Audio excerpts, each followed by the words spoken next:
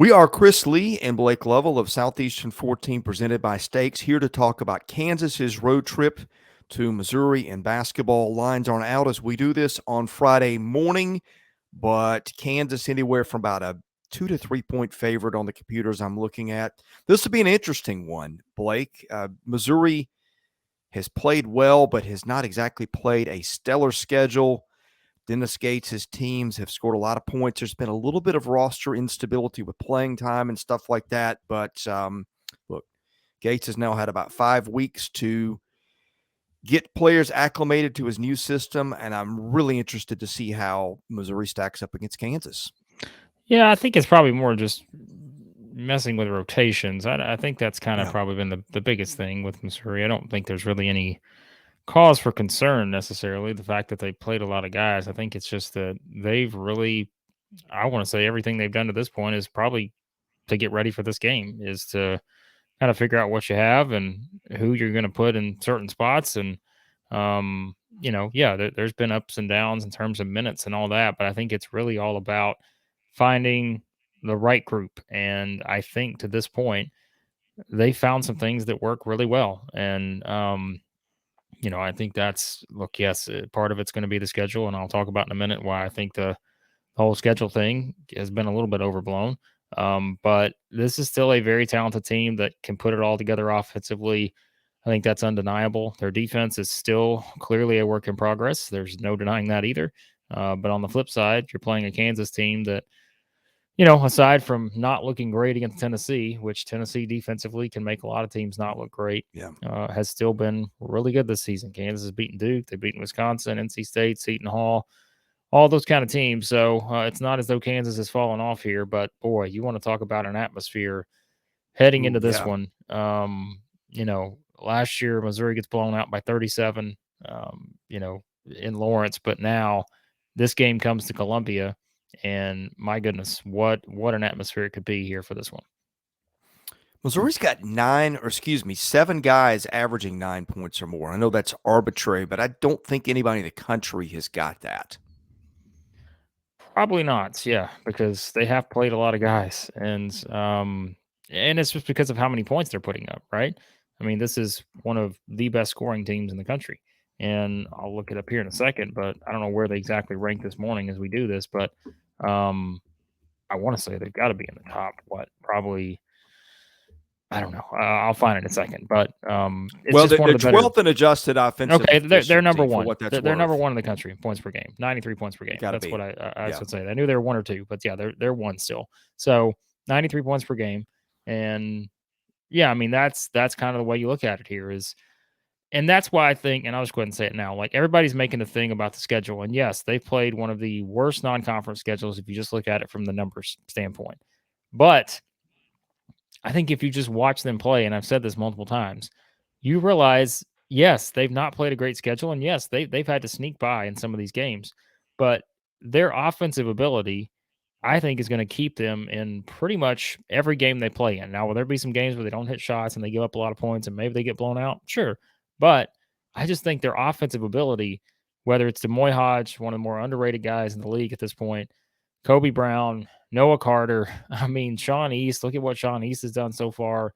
Isaiah Mosley, the guy we thought would be the leading scorer, is only averaging 9 to this point, but is 7th in scoring. Yeah. But still has the ability to be a breakout scorer and score 20-something in a game. So I think that's what's interesting to me heading into this one is I just don't think we can ignore the fact that this is a great offensive team, even against bad competition at times. They still look like a very, very talented offensive team. And I think, yes, they're going to play a Kansas team here that will be the best defensive team they've played to this point.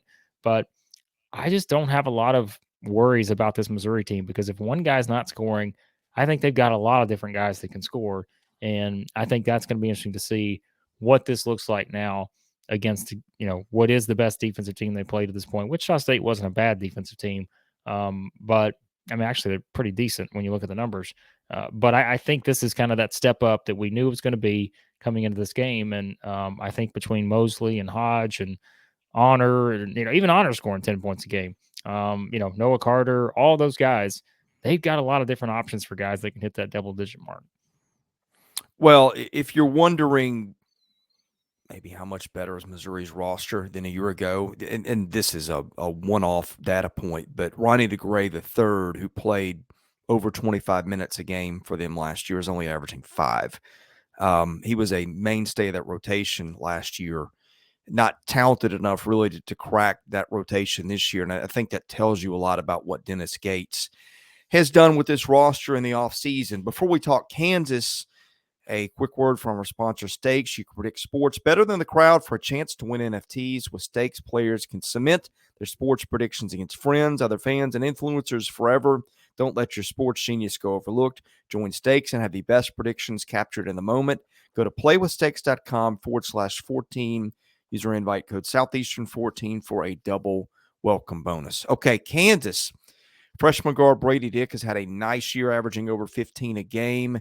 Jalen Wilson leading Kansas with 22 points a game. The Jayhawks may not be vintage Kansas, and Tennessee gave Kansas fits. Tennessee, the number one defensive team in the country, of course. But, hey, it's Kansas, and you're going to get a battle for sure. Yeah, and I think that's that's where like you maybe flip it a little bit with Missouri and Tennessee, because Tennessee is so good defensively. For them to only allow 50 points to Kansas was great. Don't get me wrong, like that's quite a feat. But I think Missouri only allowing 50 points to Kansas would be a much taller order, I think, in terms of just how these two teams play defense. And so, yeah, I mean, look, Jalen Wilson, like you said, I mean, really, I mean, no matter who they played this season, I mean, the Tennessee game was his lowest scoring game of the year, which is not surprising. He's going to get points. Like, he's going to score. He's probably going to score 20 points. Like, that's just your expectation. But it's also looking around at the other guys and figuring out, okay, how do we stop a Grady Dick? Those guys like that, who is, their leader in 3-pointers. And, and I don't think it's going to be necessarily a team that's going to rely a ton on the 3-point shot, because when you kind of look at their numbers, it's really, I mean, it's probably Grady Dick, Jalen Wilson, and that's about it. I guess McCullers hit 10, but that's about all you got in terms of 3-point output. So I think it's, that's the thing. I'm very curious to see what Missouri does defensively. That's probably one of the more interesting things to me, is not just, it's not a how many points do they give up. It's how do they approach defense in this game. And I'm very curious to see how Dennis Gates and his staff do that, and kind of what their rotations look like, switching defenses, like those kind of things. I'm very curious to see what they do here, because, 5-on-5, let's call it what it is. It's going to be tough for Missouri, the way they play defense at this point, to stop Kansas, I think. But, mixing and matching things, trying different approaches, knowing that this is the toughest opponent you've faced in terms of having a Jalen Wilson on the other side, and these other guys that can score. I think that's probably one of the more interesting storylines for me heading into this one, just based on the fact that Missouri has had a lot of gaps defensively, and I think it's trying to figure out how do they slow this Kansas team down, which is not, if you just look at it from an offensive standpoint, right? I don't think this is kind of that overwhelming Kansas offensive team that maybe you saw even last year, right? I think that team was a better offensive team, but still, it's a Missouri team that will force turnovers. But beyond that, I'm so curious to see how they're going to play here on the defensive side. If you look at the red and green ink boxes on KenPom, Missouri's defense is all over the board. All right, get this, Blake. Missouri is number one in the country at forcing steals on possessions on a per-possession basis. It's number 4 in the country in forcing turnovers per possession. Some of those would be unforced. It is 329 in the country in defensive rebounding. Here's another thing. We joke about free throw percentage, but some of Missouri's defensive struggles have been a little bit of bad luck. Opponents hitting over 76% from the line against Missouri. That's one of the 20 worst marks in the country. So the extreme good and extreme bad are all over the place when you look at Missouri's defense. Yeah, and I think that's where, it's just, what are you going to get on every possession? And that's why I think their approach here is going to be the more interesting part, is just to see what's the lineup out there defensively that gives them the best chance. Because I expect this to be a close game down the stretch, and it's just what lineup gives you the best chance. And I think because they have so many different guys that can score, you can have, you can have one and the same, right? Like you don't necessarily have to just say, all right, let's get these 5 guys out there for defense and these 5 guys out there for offense. You've got guys who can score too. So yeah, I think there's a lot of interesting storylines in this one. Well, here's another one. Can Missouri slow, or excuse me, can Kansas slow Missouri down? Kansas's defense, it takes 17.9 possessions or seconds to end a possession. Missouri, 15 seconds per possession. Missouri's ranks 8th in the country in tempo. Kansas's defense is 277. So it'll be very interesting to see if Kansas can grind Missouri out a little bit, or if Missouri is able to get points quickly as it has all year. Yeah, Missouri hasn't scored less than 82 points this season. Played 9 games, scored 82 or more in every game. And I think that's one too, where you look at this and try to figure out how does this play out from just a scoreline standpoint, right?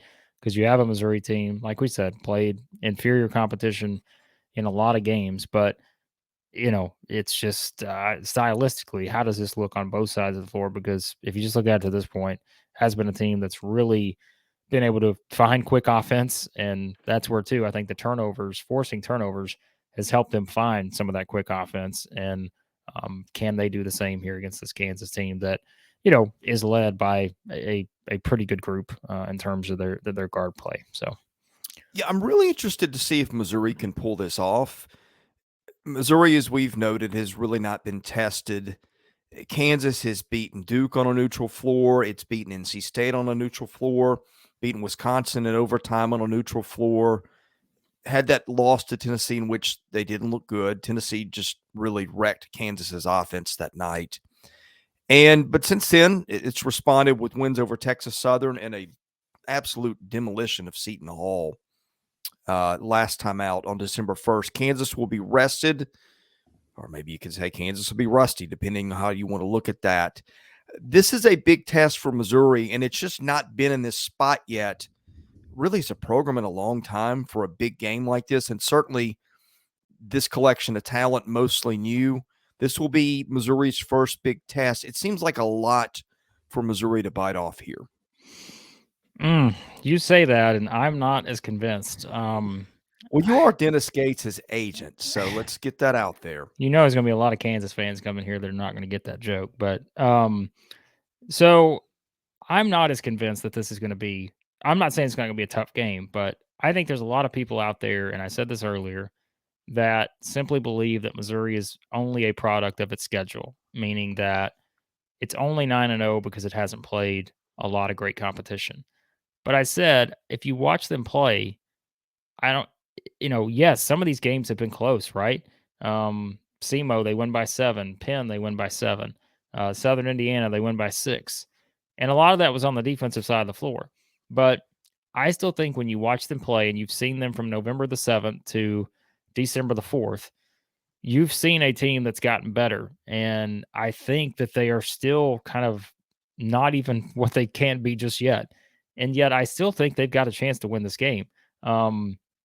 Yes, it's the first tough kind of matchup in terms of just the opponent is the best opponent they played to this point. And I'm just going to say right now, I think Kansas is probably the pick here for me. But I don't think we can just simply disregard and say that Kansas is going to come out and blow out Missouri because one's more tested than the other. I think if you watch the two teams play, I think Missouri is a team that, to me right now, they have to fix some things defensively. There's no question about it. But like this can be an NCAA tournament team. They don't have the resume to support that yet, but they win a game like this, and then you start to put some things in motion. Atmosphere is going to be awesome. I'm really looking forward to this one just from that standpoint. Because again, last year I know they played in Lawrence, but that just wasn't a great Missouri team, and Kansas blew them out. I think this is a much different setup here.